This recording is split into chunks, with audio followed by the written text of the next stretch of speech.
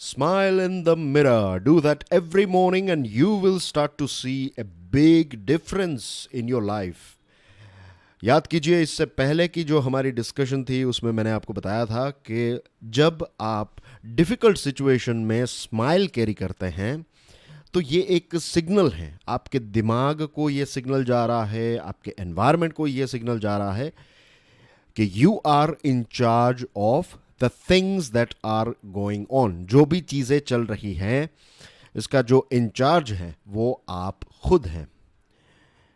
और सुबह सुबह अर्ली मॉर्निंग आईने के सामने मुस्कुराने से, अपने आप को स्माइल देने से, you will start your day with a new freshness. इसका कोई लॉजिक या फिर इसका कोई ख़ास ऐसा एक्सप्लेनेशन नहीं है. अगर आप कुछ दिनों के लिए इसको ट्राई करेंगे then you will see a big difference. यहाँ पर जो योको ओनो ने कहा है ये शायद लॉजिकल ना लगे, लेकिन हर एक चीज़ जो है वो लॉजिकल ज़रूरी नहीं है कि हर एक चीज़ लॉजिकल हो. कुछ चीज़ों को आपको विदाउट लॉजिक भी एक्सेप्ट करना चाहिए, कुछ चीज़ों को. I am not saying everything. तो ये एक प्रकार का साइंस है. ये साइंस कैसे काम करता है, we don't have that much information, but अगर आप इसको ट्राई करेंगे then definitely you will feel, at least you will feel positive. आज 7 जुलाई 2021 है, दिन है वेंसडे. आज हमारे टेबल के ऊपर 4 इंटरेस्टिंग आर्टिकल्स हैं. डियर फ्रेंड्स, एक बहुत ही इंपॉर्टेंट बात, अगर आप यूपीएससी की प्रिपरेशन कर रहे हैं तो स्टडी आईक्यू लेकर आया है एक कंप्लीट ऑनलाइन स्मार्ट कोर्स. ये स्मार्ट कोर्स भारत की बेस्ट फैकल्टीज़ ने मिलकर बनाया है. कोर्स की details, features, subjects, demo videos, price, ये सारी चीज़ें आपको 2 जगहों से मिल जाएगी. एक है हमारा मोबाइल ऐप और एक है studiiq.com, that is our portal website. आज के लेक्चर की पीडीएफ को डाउनलोड करने के लिए check out my Telegram channel. You can follow me on Facebook as well. आज की पहली खबर, government creates ministry of cooperation for strengthening of cooperatives. हमारे देश में एक अलग से नया मंत्रालय क्रिएट किया गया है. इसका नाम है मिनिस्ट्री ऑफ कोऑपरेशन. और ये कोऑपरेटिव्स जो होती हैं तो इनको और ज़्यादा मजबूत करने के लिए इस डेडिकेटेड अलग से एक मिनिस्ट्री को स्थापित किया गया है. सहकार से समृद्धि, ये एक प्रकार की इसकी टैगलाइन है. ये मिनिस्ट्री जो है ये अलग अलग एडमिनिस्ट्रेटिव, लीगल, पॉलिसी लेवल पर कोऑपरेटिव मूवमेंट को और ज़्यादा मजबूत करने की कोशिश करेगी. कोऑपरेटिव का सबसे ज़्यादा फ़ायदा ये होगा कि जो ग्रास रूट के लोग हैं, जो गांव में रहने वाले, ख़ास करके गांव में रहने वाले लोग जो हैं, उनको काफ़ी इसका फ़ायदा होगा. एक लॉन्ग टर्म के बारे में सोचें तो आज तक हमारे जो गांव हैं, जब भी मैं कहूँ भारत के गांव, तो आई थिंक हमारे दिमाग में जो इमेज क्रिएट होती है वो ये होती है कि कच्ची सड़कें हैं, छोटे छोटे घर हैं, राइट, जो जो पक्के मकान हैं, इतने ज़्यादा अच्छे सॉलिड बिल्ड क्वालिटी के. अब आजकल कुछ समृद्ध जगहों पर ये सारी चीज़ें देखने को मिल रही हैं, लेकिन ज़्यादातर भारत के गांव जो हैं वहाँ पर छोटे छोटे, या फिर छोटे नहीं तो बड़े मकान हैं, लेकिन ये मकान जो हैं ये काफ़ी कच्चे होते हैं और ना तो आपको इतनी ज़्यादा कार या फिर व्हीकल्स देखने को मिलते हैं. यू नो, इट ऐसा लगता है कि आज भी ये 1950s के एरा में है. तो जब कोऑपरेटिव मूवमेंट आएगा तो हमारे ग्रास रूट लेवल पर समृद्धि यानी कि प्रॉस्पेरिटी, वेल्थ जो है वो जनरेट होगी और गांव के लोगों का जीवन जो है वो भी चेंज होगा. एक लंबे समय से भारत का ये सपना रहा है कि हम जो अर्बन एरिया में जो फैसिलिटीज़ आपको मिलती हैं, जैसे कि इंटरनेट, इलेक्ट्रिसिटी, पानी, राइट, अच्छी सड़कें, फिर इसके अलावा education, health facilities, manufacturing sector जो हैं वो सिटी एरिया में ना हो लेकिन वो गांव के एरिया में हो. वर्क फ्रॉम होम भी आप कर सकते हैं if you have electricity, internet, ये सारी चीज़ें.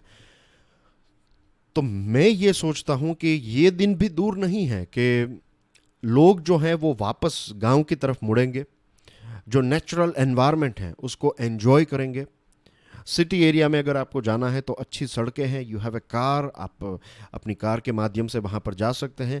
सिटी में भी ऐसी जगहें डेवलप की जाएगी जहाँ पर जाकर आप अपनी कार को पार्क कर दीजिए और वहाँ पर जो व्हीकल्स अवेलेबल हैं, पब्लिक ट्रांसपोर्ट में, ये जो विज़न आपको मेरे दिमाग में क्रिएट हो रहा है वो एक डेवलप्ड भारत का विज़न क्रिएट हो रहा है कि गांव से लेकर टाउन्स और हमारे बड़े बड़े शहर जो हैं उसमें कुछ ऐसी बेसिक फैसिलिटीज़ जो हैं वो आपको हर जगह पर मिलेगी। तो आई थिंक मेरा ये मानना है कि अगर ये मिनिस्ट्री ऑफ कोऑपरेशन जो है इसका जो मोटिव है सहकार से समृद्धि, राइट, कोऑपरेशन से प्रॉस्पेरिटी, अगर ये चीज़ डेफिनेटली ये अचीव कर पाई ये मिनिस्ट्री, ये मंत्रालय, तो ये सपना जो है भारत का एक डेवलप्ड देश देखने का जो हमारा सपना है ये मिनिस्ट्री जो है वो पूरा कर सकती हैं। एक दुखद खबर है, लेजेंडरी एक्टर दिलीप कुमार साहब जो हैं उनका निधन हुआ है मुंबई में। उनकी एज 98 ईयर्स की थी और मैं भी फिल्मों का काफ़ी आई एम फॉन्ड ऑफ, मैं शौकीन हूँ, आई लव फिल्म्स। और फिल्म्स के बारे में जब भी मैं सुनता हूँ, मैंने अफसोस की बात है कि मैंने इतने सारे दिलीप कुमार साहब के कोई ख़ास पिक्चर्स देखे नहीं हैं, लेकिन पेरेंट्स हैं, फिर जो दूसरे जो रिलेटिव्स हैं जो पेरेंट्स की एज के हैं, तो दिलीप कुमार के बारे में काफ़ी तारीफ़ करते हैं। और थोड़ी बहुत जो मुझे नॉलेज है पुराने फिल्मों की, तो दिलीप कुमार साहब की ख़ास बात ये थी कि जब इंडस्ट्री की शुरुआत हुई तो उस टाइम पर वो किसको देखकर कॉपी करें या फिर किससे इंस्पायर होकर एक्टिंग करें, ऐसी कोई चीज़ थी ही नहीं। तो उन्होंने जो किया वो खुद किया, उन्होंने जो एक ट्रेंड क्रिएट किया या फिर उन्होंने एक रास्ता दिखाया। That's why he is the legendary Dilip Kumar. Active case load की बात करें कोविड-19 की तो 4,64,000 जितने हो चुके हैं, और टोटल केसेस की बात है एक्टिव केसेस की पूरे देश में, और रिकवरी रेट जो है ये 97.2% तक पहुंच गया है। वैक्सीनेशन जो है ये 36 करोड़ मार्क को क्रॉस कर चुकी है, और बिहार में अनलॉक 4 की शुरुआत हो चुकी है। कुछ रिस्ट्रिक्शंस जो हैं वो एप्लीकेशन में रहेंगे। हमारे एस जयशंकर साहब 3 दिनों की यात्रा पर रशिया जाएंगे। वहाँ पर वो अपने काउंटर पार्ट का मतलब क्या होता है कि हमारे देश के जो एक्सटर्नल अफेयर्स मिनिस्टर हैं उनके काउंटर पार्ट हो गए रशिया के एक्सटर्नल अफेयर्स मिनिस्टर या फिर रशिया के जो फॉरेन मिनिस्टर हैं, तो उनको कहते हैं counter part. Prime minister Narendra Modi, तो उनके काउंटर पार्ट यूएसए में हो गए जो बाइडन। रशिया में उनके काउंटर पार्ट हो जाएंगे, अगर वो पोस्ट नहीं है, यहाँ पर डी फैक्टो जो पावर्स हैं वो प्राइम मिनिस्टर के पास है, रशिया में डी फैक्टो पावर्स जो हैं वो प्रेसिडेंट के पास है। तो ये थोड़ी सिस्टम अप डाउन हो सकती है, लेकिन जब हम काउंटर पार्ट कहते हैं तो उनके जो लेवल के ऑफिसर हैं या फिर मिनिस्टर हैं, तो that's what counter part is. तो ये छोटी सी बात थी। आई थिंक नए स्टूडेंट्स को शायद ये टर्म के बारे में पता ना हो, लेकिन अब आपको पता चल गया है। ओके, तो 3 दिनों की यात्रा में जाएंगे और वहाँ पर कोविड-19 के बारे में बातचीत होगी, फिर रीजनल और इंटरनेशनल इश्यूज़ के बारे में डिस्कशन होगी, फिर कैसे भारत और रशिया के रिलेशनशिप जो हैं आज के बदलते हुए ज़माने में किस शेप में जा रहे हैं, किस डायरेक्शन में जा रहे हैं, किस दिशा में जा रहे हैं, इसके बारे में बातचीत होगी। और दोनों देश का जो रिलेशनशिप है उसका नाम है special and privileged strategic partnership. तो इसको कैसे हम और ज़्यादा मजबूत कर पाएंगे, तो ये सारे विषयों के ऊपर दोनों नेताओं के बीच में डिस्कशन होगी। डिपार्टमेंट ऑफ जस्टिस ने यह कहा है कि टेली लॉ प्रोग्राम के माध्यम से 9 लाख जितने बेनिफिशियरीज को इसका फ़ायदा मिला है। National testing agency to hold third session of JEE Main 2021 examination from 20th to 25th July. Common eligibility test for job aspirants to be conducted across country from early 2022. Cannes film festival जो हैं ये France का जो Mediterranean सी के साथ जो border है वहाँ पर एक सिटी है फ्रेंच रिविएरा, आई थिंक कांस भी वहाँ पर ही है। और दुनिया का one of the most celebrated या फिर one of the most famous film festival हैं। तो इसकी शुरुआत हो गई है 6 जुलाई से 17 जुलाई तक ये चलेगा। और हमारे देश के जो INB मिनिस्टर हैं प्रकाश जावड़ेकर साहब, उन्होंने virtual Indian pavilion at 74th Cannes film festival में का उद्घाटन किया। रशिया के फार ईस्ट में एक प्लेन क्रैश हुआ है और ख़बर ये आ रही है कि लगभग 28 लोगों की इसमें मृत्यु हो चुकी है। फिर रामपाल मैत्री पावर प्रोजेक्ट, ये इंडिया और बांग्लादेश के बीच में, बांग्लादेश में है ये रामपाल मैत्री पावर प्रोजेक्ट। तो इसका फर्स्ट यूनिट जो है वो दिसंबर 2021 में कमीशन किया जाएगा। फॉरेन सेक्रेटरी हर्षवर्धन श्रृंगला साहब जो हैं वो अफगान के एम्बेसडर टू इंडिया जो हैं उनके साथ उनकी मुलाकात हुई। और यूरो कप की बात करें तो इटली जो है ये फाइनल तक पहुंच गया है, स्पेन को हराकर इटली पहुंचा है। और इंग्लैंड और डेनमार्क के बीच में सेकंड सेमीफाइनल जो है वो आज होने वाला है। ओपिनियन एडिटोरियल्स की बात करें तो आज का पहला जो आर्टिकल है it's from the Hindu newspaper, unpacking China's game play. Tibet, आपकी स्क्रीन के ऊपर जो एक मैप है ये टिबेट का मैप है। तो यहाँ पर टिबेट के बेसिकली 3 स्टेट्स हैं, राइट, और तिब्बत का कैपिटल है लासा। अब ये पूरा रीजन जो है वो फिलहाल किसके कंट्रोल में है? ये चाइना के कंट्रोल में है। तो चाइना ये एरिया जो है इसको यहाँ पर एक प्रकार से आप कह सकते हैं कि मिलिटराइजेशन कर रहा है। और ख़ास करके यहाँ पर एविएशन इंफ्रास्ट्रक्चर जो है उसको काफ़ी स्पीड से यहाँ पर डेवलप कर रहा है, अपग्रेड कर रहा है। तो एविएशन इंफ्रास्ट्रक्चर में airfields, construction of hardened aircraft shelters, new runways, aprons, underground storage, tunnelling into mountain sides, ये सारी चीज़ें जो हैं एक हाई रेजोल्यूशन सैटेलाइट फ़ोटोज़ में से हमें पता चलती हैं। और ये भारत के लिए एक चिंता का विषय डेफिनेटली है कि क्यों ये वाला रीजन जो है यहाँ पर ये सारी चीज़ें चाइना डेवलप कर रहा है। 3 चीज़ें या फिर 3 पॉइंट्स आपकी स्क्रीन के ऊपर है। पॉइंट नंबर 1, प्रश्न ये उठता है कि is there any link between this constructions and the procrastination by China in the talks for reducing tensions in eastern Ladakh. India और चाइना के बीच में जो लद्दाख वाला रीजन को लेकर जो डिस्कशन हो रही है, तो चाइना इसको जानबूझकर डिले करते जा रहा है। तो ये जो प्रोक्रास्टिनेशन है या फिर ये जो डिले है, ये क्या एक प्रकार से टैक्टिक है कि यहाँ पर आप चीज़ों को डिले करते जाइए और दूसरी तरफ आप चीज़ों को या फिर आपका एविएशन सेक्टर या फिर एविएशन इंफ्रास्ट्रक्चर जो है आप उसको बिल्ड कर रहे हैं। तो ये क्वेश्चन नंबर 1 है। दूसरी चीज़, इतना ज़्यादा या फिर इतनी स्पीड में इस अपग्रेडेशन का एम क्या है, इसका टैक्टिकल, इसका मिलिट्री एम क्या है? And third, how would this changes affect the balance of power between India, bag your pardon, between the Indian Air Force and People's Liberation Army Air Force in the medium to long term। ये medium से long term की बात करें, आने वाले 2-3 साल, 5 साल, 10 साल, 15 साल के पॉइंट ऑफ व्यू से देखें तो ये जो आपका इंफ्रास्ट्रक्चर, ये जो फटाफट इंफ्रास्ट्रक्चर डेवलप किया जा रहा है, अपग्रेड किया जा रहा है, तो इसकी इम्पैक्ट इंडियन एयरफोर्स और PLAAF जो हैं इसमें फ़िलहाल इम्बैलेंस है। हमारी जो इंडियन एयरफोर्स जो हैं ये ज़्यादा केपेबल हैं, ज़्यादा ऑफेंसिव कैपेबिलिटीज़ हैं इंडियन एयरफोर्स की।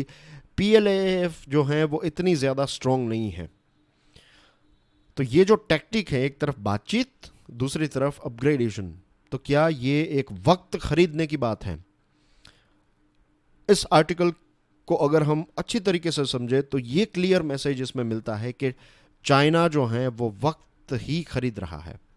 Bag your pardon, let me right it again.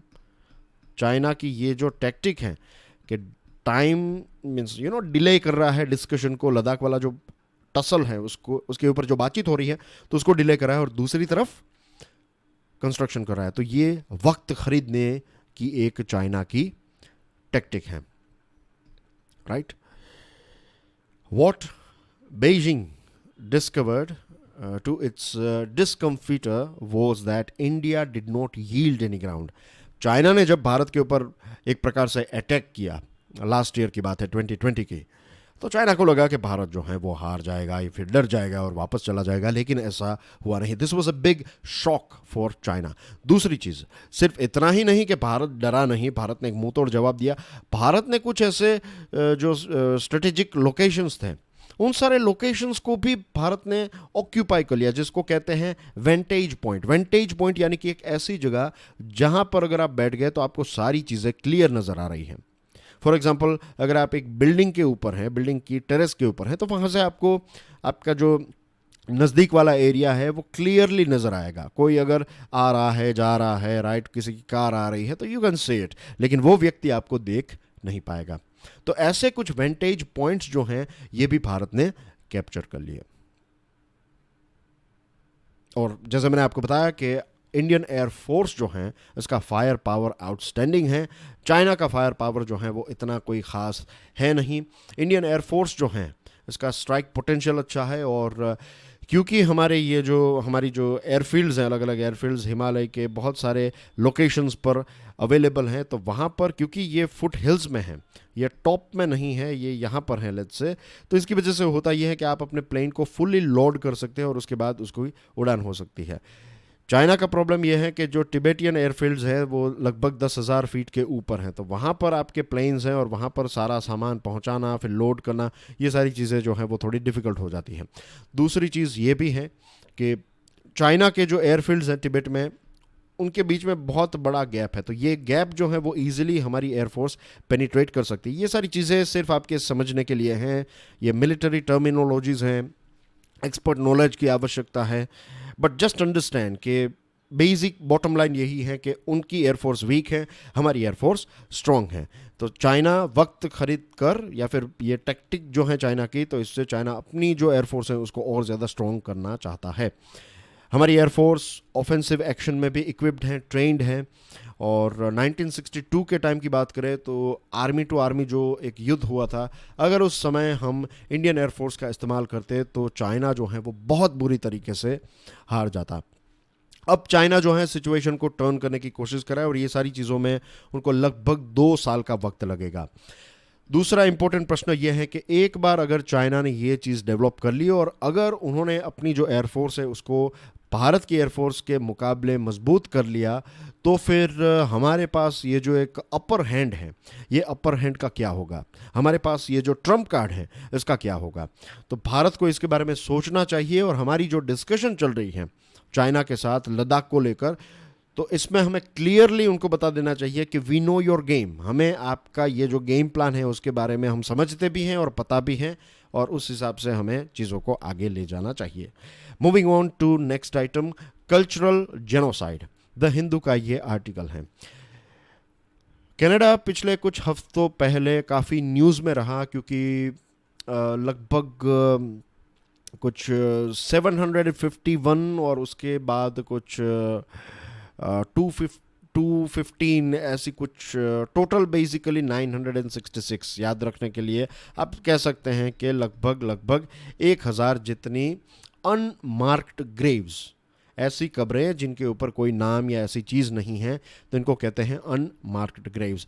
Generally बच्चों को जब दफनाया जाता है या फिर ऐसे लोगों को दफनाया जाता है जिनका कोई ख़ास नाम वाम नहीं दिया है या फिर उनको सरकार ने इम्पोर्टेंस नहीं दिया है, तो ऐसी जगहों पर आपको ऐसी कब्रें देखने को मिलती हैं। अब हम बात कर रहे हैं कनाडा की। कनाडा वैसे न्यूज़ में रहता नहीं है, इंटरनेशनल एक कनाडा एक डेवलप्ड कंट्री है, G7 का पार्ट है, वेल्थी नेशन है, लेकिन फिर भी कनाडा इतना ज़्यादा भारत के न्यूज़ में या फिर ग्लोबल न्यूज़ में नहीं रहता है क्योंकि कनाडा जो है वो जियोपॉलिटिक्स में इतना ज़्यादा शामिल नहीं रहता है। वो यूएसए का एक शैडो कंट्री की तरह काम करता है कि जो भी चीज़ है तो यूएसए कर लेगा, हम आपके पीछे हैं, समथिंग लाइक दैट। ऐसा एटीट्यूड हमें कनाडा का देखने को मिलता है। Then that's the reason why media में कनाडा इतना ज़्यादा होता नहीं है। एनीवे, अब कनाडा न्यूज़ में आ चुका है तो क्यों आया है? जैसे मैंने आपको बताया कि लगभग 1000 जितनी जो ग्रेव्स हैं वो वहाँ पर देखने को मिली थी। अब ये ग्रेव्स जो है वो कनाडा की रेजिडेंशियल स्कूल की जो साइट्स थी, आपकी स्क्रीन के ऊपर जो कुछ तस्वीरें हैं तो ये कुछ पुरानी रेजिडेंशियल स्कूल्स हैं कनाडा की। और यहाँ पे कुछ खास बच्चों को इन स्कूल्स में भेजा जाता था। हज़ारों बच्चे जो हैं कनाडा के अलग अलग एरिया में से इन स्कूल्स में भेजे गए और हज़ारों बच्चे जो हैं वो कभी भी अपने घर वापस नहीं जा पाए। ये कनाडा का एक डार्क पास्ट है। कनाडा में जो वहाँ के इंडिजीनियस लोग हैं, कनाडा में जब दूसरे देशों के लोग गए तो उससे पहले वहाँ पर जो इंडिजीनियस, जो बेसिकली कनाडा के ही थे, तो ऐसे लोगों के साथ बहुत सारे अत्याचार हुए, डिस्क्रिमिनेशन हुआ, वायलेंस हुआ। और फिर ये बच्चे जो हैं उनको यहाँ पर भेजा जाता था। 1882 से 1996 तक ये स्कूल्स जो हैं वो चलती रही, रेजिडेंशियल स्कूल्स, और लगभग 1,50,000 जितने बच्चों को यहाँ पर भेजा गया।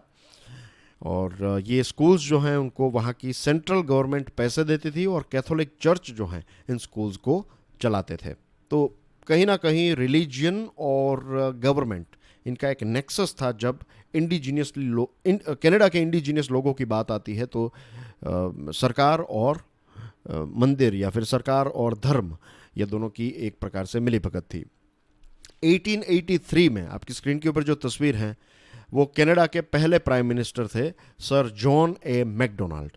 उन्होंने कनाडा की उस वक्त की जो पार्लियामेंट है वहाँ पर यह कहा कि ये रेसिडेंशियल स्कूल्स जो हैं ये इंडिजिनियस स्टूडेंट्स के लिए हैं और उनको अपने पेरेंट्स से हमें दूर ही रखना पड़ेगा, क्योंकि उनके जो पेरेंट्स हैं ये इंडिजिनियस लोग जो हैं बेसिकली ये लोग जंगली हैं या फिर ये लोग बर्बर हैं।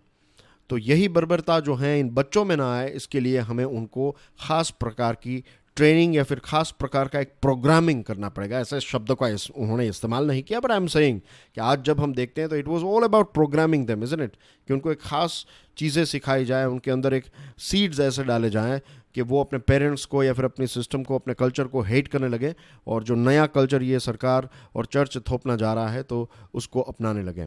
तो उनको ना तो उनको अपनी भाषा बोलने का अधिकार था, ना तो अपना कल्चर वो प्रैक्टिस कर सकते थे। बहुत सारे बच्चों को एब्यूज़ भी किया गया और 4,000 जितने बच्चे जो हैं वो टीबी, माल न्यूट्रिशन और दूसरी बीमारियों की वजह से मर गए। 2008 की बात है, जो उस टाइम के प्राइम मिनिस्टर थे कनाडा के, स्टीफन हार्पर, उन्होंने एक फॉर्मल एपोलॉजी इश्यू की। यानी कि Canada as a country, as a government, as a देश मानता है कि ये जो सदियों पहले बच्चों के साथ हुआ ये बहुत ही गलत हुआ था। सरकार ने एक ट्रूथ एंड रिकॉन्सिलिएशन कमीशन को भी स्थापित किया और 2015 में इस कमीशन ने ये कहा कि ये जो वायलेंस हुए बच्चों के साथ या फिर स्टूडेंट्स के साथ, ये एक प्रकार का कल्चरल जेनोसाइड था, एक प्रकार का नरसंहार था। जानबूझकर इंडिजिनियस कल्चर को डिस्ट्रॉय करने की सरकार ने कोशिश की थी। ये जो कमीशन है इसने 94 कॉल्स टू एक्शन दिए, अलग अलग लेवल पर गवर्नमेंट को, कम्युनिटीज़ को क्या करना चाहिए, एब ओरिजिनल जो कम्युनिटीज़ हैं उनके अधिकार क्या है, उनका कल्चर क्या है, बहुत सारी चीज़ें। और कैथोलिक चर्च को भी कहा कि आप ऑफिशियली माफ़ी मांगिए। ऑफ कोर्स आज के कैथोलिक चर्च ने नहीं किया, लेकिन हिस्ट्री की बात है। लेकिन आज भी वेटिकन ने इसके ऊपर कोई फॉर्मल एपोलॉजी इश्यू नहीं की है। जस्टिन ट्रूडो जब 2015 में पावर में आए तो उससे पहले उनका जो कैंपेन चल रहा था इलेक्शन का, उस टाइम पर उनका कहना ये था कि वो जब आएंगे, जब वो जीत जाएंगे तो इंडिजिनियस कम्युनिटीज़ के लिए काम करेंगे। उनका कोर एजेंडा ये था। लेकिन इतना कोई ख़ास आप कह सकते हैं काम हुआ नहीं है। और ऑफ कोर्स उनकी सरकार अभी हैं और इस प्रकार की इन्वेस्टिगेशन चल रही है या फिर इस प्रकार की जो खोजबीन चल रही है, तो इसमें ये खबरें मिल रही हैं। तो कहीं ना कहीं सरकार ने एक छूट दी है, लेकिन फिर भी जितना ज़्यादा जो इंडिजिनियस लोगों के लिए करना चाहिए वो आज तक उतना जो प्रोमिसेस की गई थी वो फुलफिल नहीं हुई है। Moving on to next item, vacancies send a wrong signal. हमारे देश में सबसे बड़ा इश्यू जो है जुडिशरी का, सबसे बड़ा इश्यू, बहुत सारे इश्यूज हैं, उसमें से वन स्ट्रॉन्ग इश्यू जो है दैट इज़ वैकेंसीज। गवर्नमेंट की भी बात करें, गवर्नमेंट डिपार्टमेंट्स की, मिनिस्ट्री की, ऑर्गेनाइजेशंस की, तो यहाँ पर भी यही चीज़ हमें देखने को मिलती है। Delays in promotion. आपके प्रमोशन का वक्त हो चुका है लेकिन आपको प्रमोट नहीं किया जा रहा है। एक जगह खाली है तो वहाँ पर किसी को अपॉइंट नहीं किया जा रहा है। अब देखिए, दिसंबर 2020 में चेयरमैन थे नेशनल ह्यूमन राइट्स कमीशन के, तो वो दिसंबर 2020 में रिटायर हुए और तब से लेकर जून तक ये वैकेंसी जो है वो खाली थी। लगभग 6 महीनों के लिए there was no chairman of NHRC। CBI की बात करें तो हाल ही में सरकार ने सुबोध कुमार जायसवाल साहब को अपॉइंट किया है। ये वैकेंसी जो है ये फरवरी से, जब ऋषि कुमार शुक्ला साहब फरवरी 2021 में रिटायर हुए तो ये लगभग 2-3 महीनों के लिए ये पोस्ट, CBI के डायरेक्टर की पोस्ट जो है वो खाली रही। लीडर बिना की organisation, it's like a ship without a captain. Chief election commissioner Sunil Arora साहब जो हैं ये 12 अप्रैल 2021 को रिटायर हुए। ये उस टाइम पर रिटायर हुए जब वेस्ट बंगाल के कैंपेन और पोलिंग चल रहे थे, एग्रेसिव कैंपेन चल रहे थे, इलेक्शन कैंपेन्स और पोलिंग, और दूसरे 4 राज्यों में इलेक्शन चल रहे थे। तो उस टाइम पर इलेक्शन कमीशन ऑफ इंडिया जो है, इसमें सिर्फ 2 मेंबर्स ही रह गए जो कमिश्नर्स होते हैं। एक चीफ इलेक्शन कमिश्नर होते हैं और दूसरे 2 जो हैं वो इलेक्शन कमिश्नर्स होते हैं।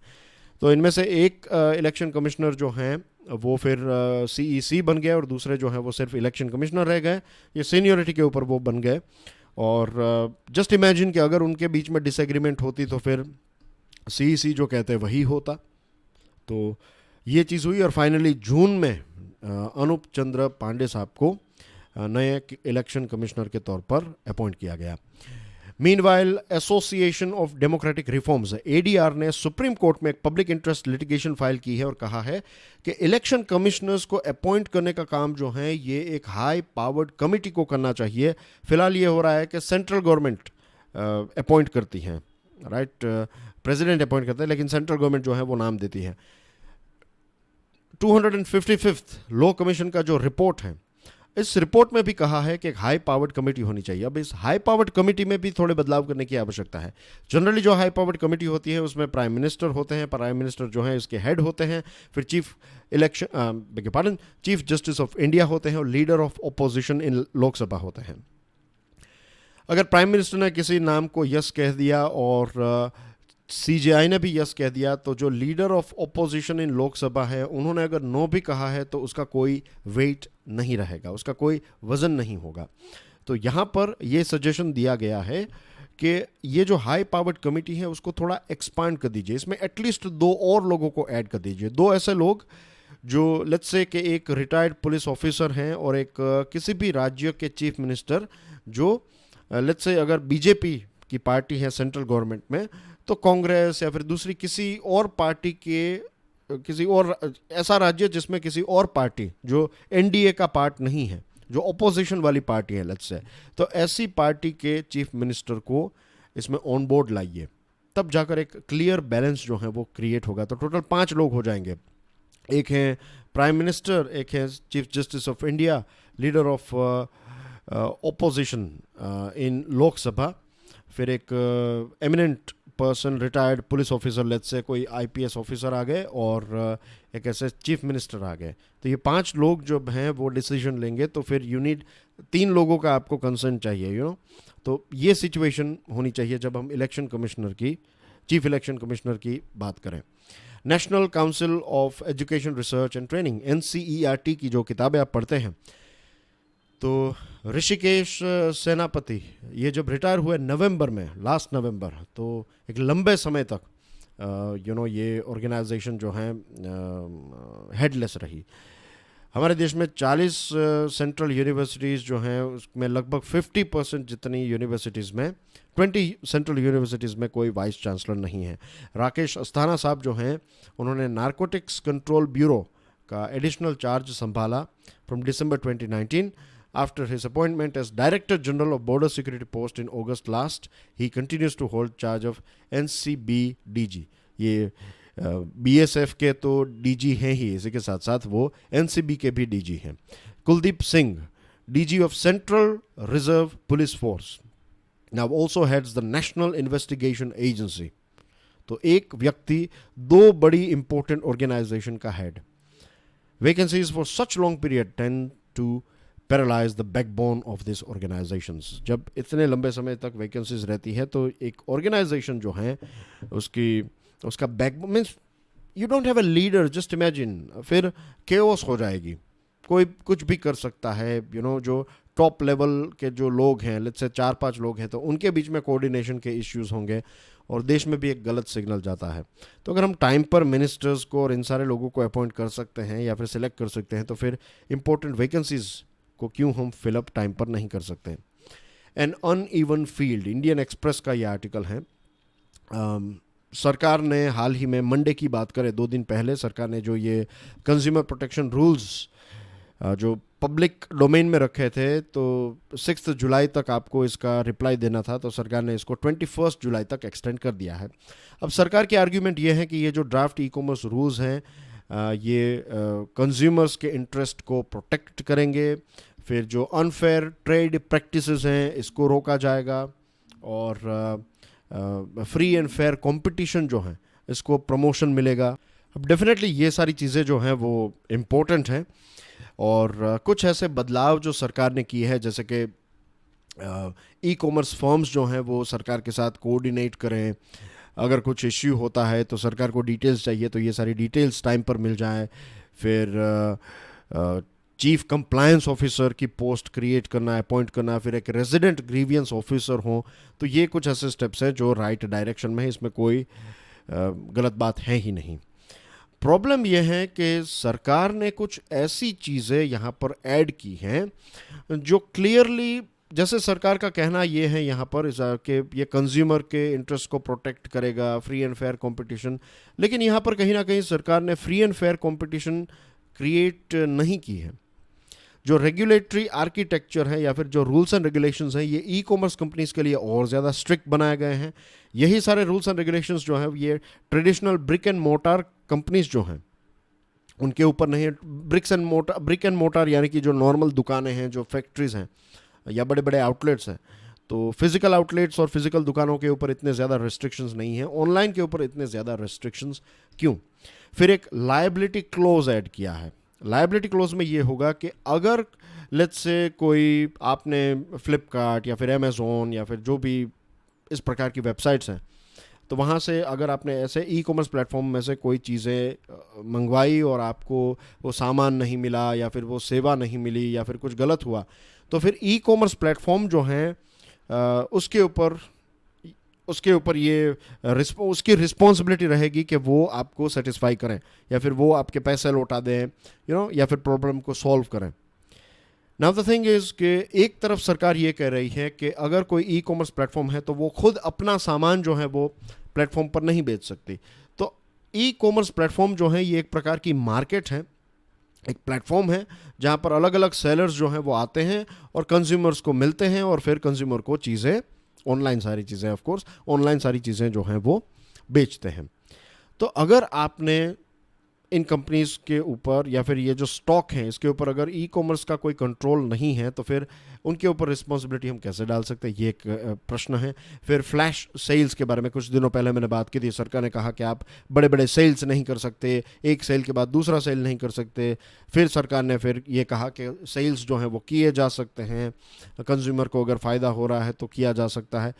तो ये जो एम्बिग्विटी है यहाँ पर, एक जो क्लैरिटी का अभाव जो है, तो इसकी वजह से प्रॉब्लम्स क्रिएट होते हैं कि सेल्स होने चाहिए नहीं होने चाहिए। अब पूरे देश में दिवाली के टाइम पर, क्रिसमस के टाइम पर, ईद के टाइम पर अलग अलग जगहों पर सेल्स होते हैं, दुकानों में भी सेल्स होते हैं, लिखा हुआ होता है सेल 20% ऑफ, 30% ऑफ।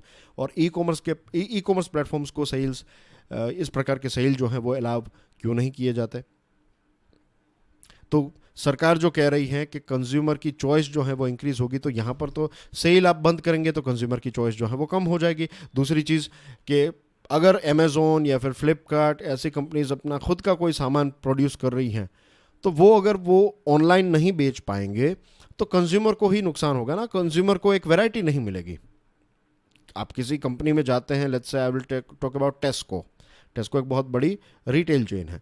तो टेस्को में जब आप जाते हैं तो टेस्को खुद जो अपने खाने पीने की चीज़ें बनाता है, तो वो सारी चीज़ें भी शेल्फ में होती है, दूसरी कंपनीज की चीज़ें भी शेल्फ में होती हैं। तो आपको जो चीज़ पसंद आती है वो आप सिलेक्ट कर सकते हैं। यहाँ पर तो ये बताया जा रहा है कि आप ऑनलाइन ये अमेज़ॉन, फ्लिपकार्ट एक्सेट्रा जो है वो अपनी कंपनीज, खुद की जो कंपनी है उसका सामान ऑनलाइन नहीं बेच सकती। तो इस प्रकार के हैं।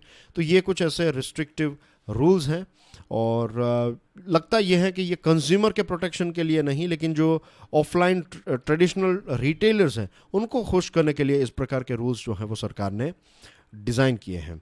और फिर कुछ टर्म्स और शब्दों का इस्तेमाल ऐसा है कि जिसके ऊपर डिस्क्रिशन होगा, क्लैरिटी नहीं है।